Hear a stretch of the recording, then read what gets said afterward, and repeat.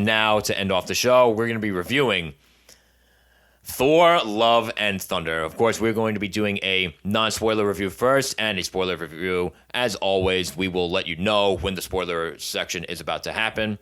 And now, as Thor reunites with his long-lost love, Jane Foster, who's taken up the powers of the God of Thunder, they must combat Gorr the God Butcher.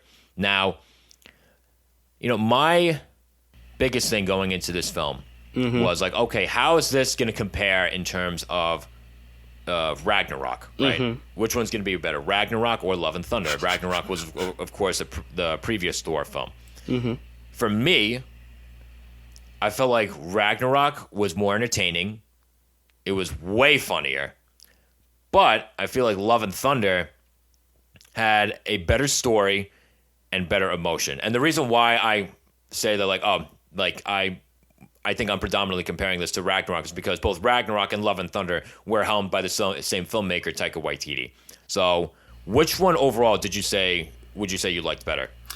So, when it comes to which one I had more fun with, to be honest, I think I can have fun with the movie, but still think it's bad.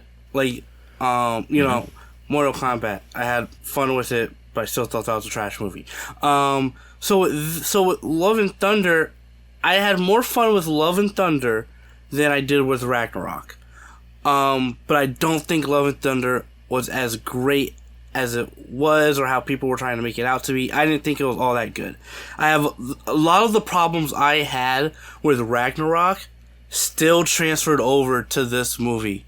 And it's unfortunate because it's like, you expect a sequel to change and up the ante and really dive deep on what the strengths of the previous one, which it definitely did, and maybe a bit too much.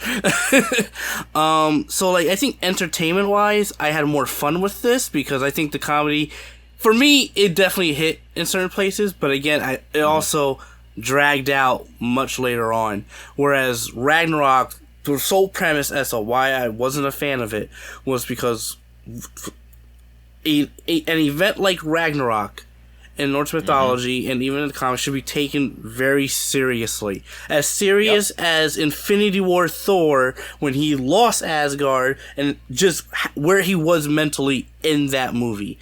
And just how ruthless and a badass he was, in my opinion. It's funny that you say, certain things with Ragnarok carried over here, right? Because you say, Ragnarok, the end of the world, right? That should have been taken more seriously, and it wasn't. Another thing that I noticed, too, with Ragnarok was that, remember when Thor's friends died? Got killed? And, the movie, kind of, glossed over. So it was his friends died. That sucks.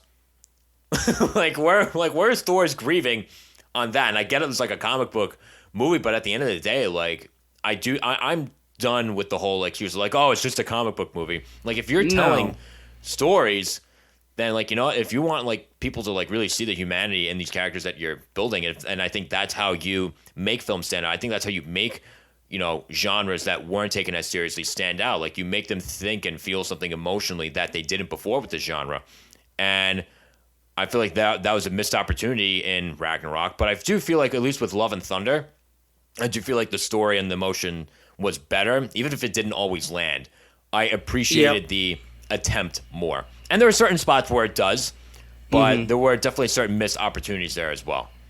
Yeah, for sure. Again, this goes big into really my issues with Ragnarok and how it's still prevalent, where it's the emotions, what he wants to do is there. It just goes into another point in this movie. This movie needed to be longer. I thought it ended way too quickly for me.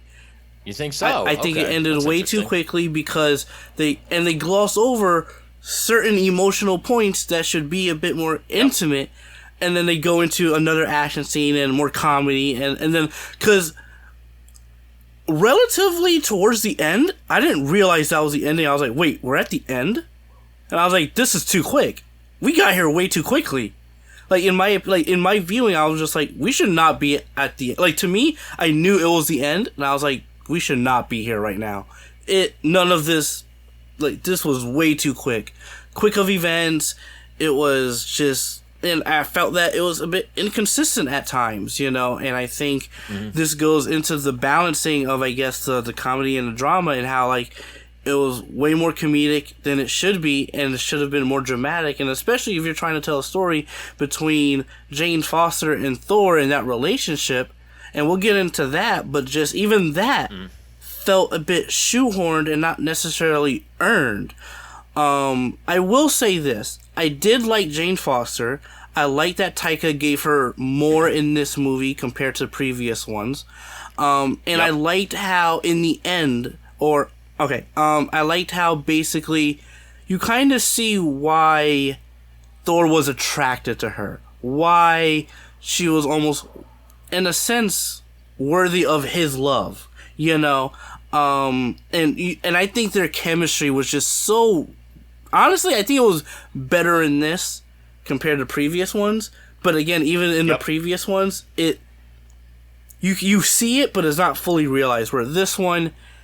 I don't think it's fully realized because, again, there are certain scenes that they've shown that just felt shoehorned for the sake of the movie here instead of trying to build it up throughout the Thor franchise. Mm-hmm. Yeah, and again, I completely agree with you there. Like, this is not something... Their love story was, like, really glossed over, and it was told. Their love story is not something that should have been told. Their love story is something that should have been experienced. Exactly, and it's like, and that's why I kind of liked Thor 1, because I liked seeing that you know, to me, Thor 1 is still my favorite Thor movie. Like, I'm just saying that right now. But like, one of the things I really did like was the relationship between Jane and Thor, and how in the building of that, and you see, you know, her attraction to him, and at a later point, his attraction to her. And the thing is, you see it through their character and how their character changed over the course of that movie. Whereas in Thor Dark World, more the same. More the same. It didn't grow. Right. Exactly. It didn't grow. So, and that's why for this one, Love and Thunder, they wanted to grow it more, but it felt... I didn't feel it because we didn't feel it in the previous movies. I mean, I feel like at least with Thor as an individual character, I do feel like he finally has some more growth and definition like 4 movies in. I feel like we got to see more of what motivates him, and that's love. You know, but he finds it, but not in the way that you would expect, and we'll get more into that later. And I feel like he learns throughout this film even more about what being a god is all about. Because one of the things that I love that this story did, one of the things that this movie got right was the idea of benevolent versus apathetic gods, or even malevolent gods. And, you know, it's just one of those things that, you know, just because you worship something or someone doesn't mean they have your best interest in mind. And I love how we see Thor and Jane attempt to differentiate themselves from the apathetic and malevolent gods. You know, there's a line in the movie, again, that's been said throughout history and society, never meet your heroes. I think that's played very well in this film. Yep, definitely, for sure. And, you know, when they went that route with the gods, I was a bit off. But then I was like, you know what? It makes sense for the story that they were telling. And it reminded me of one of my favorite video games on PlayStation, with God of War, where the gods... Yeah, I knew you were going to say that. I knew you were going to say that. I have to bring it up. I'm sorry. I knew you were going to say that. Where the gods in that, you know, franchise were dicks. They were assholes. They treated basically their, you know, people look up to them like crap, and Zeus kind of went all out on Kratos and was like, he's nothing, like I said. But anyway, like, again, I did like that for the sake of the story. But overall, I had fun. I didn't think I had more fun with this than Ragnarok. Just from an entertainment and just visual standpoint, as I think visually this was definitely at least better than Ragnarok.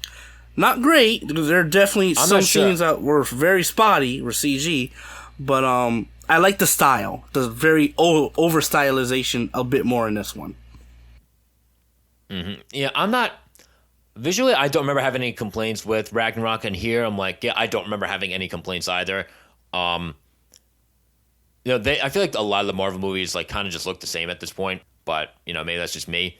One thing I will say, like going back to what you're saying about like everything with the gods, right, and how they kind of took them in certain directions, you know, without giving too much away, you know, I like what they did with Zeus. I really enjoyed. I enjoyed Russell Crowe's performance. I thought he was great. I felt he had the command and charisma of a god, and I believed in being a god. And I'm surprised by how he turned out to be. You know what I mean? And again, we'll get more into that in the spoiler section. But let's say I'm looking forward to his role in future installments, and I really like what they did with him. And Gorr the God Butcher, who's basically, like we were saying, how like the idea of benevolent versus apathetic gods, he's basically a product of, the apathetic and even malevolent god. He is a betrayed former worshiper who seeks the extinction of the gods. He's a very layered villain. I thought he had a terrific arc. I really understood like why he's doing what he's doing, and it really makes you question blind faith in higher powers, right? And I feel like he in himself symbolizes apathy and malevolence towards religion in general, which is really, really interesting because I feel like that's something that you see play out a lot in society today. And also, I just got to say, too, Christian Bale, fantastic performance. I thought he did such a great job. Easily the best Thor villain, one of my favorite villains in the Marvel Cinematic Universe. I thought he did such a great job. He was scary to look at. His performance was great. The makeup that they had for him, oh my god! I don't know if that was makeup or some of that was CG. That couldn't have all been CG. Sorry, that's makeup.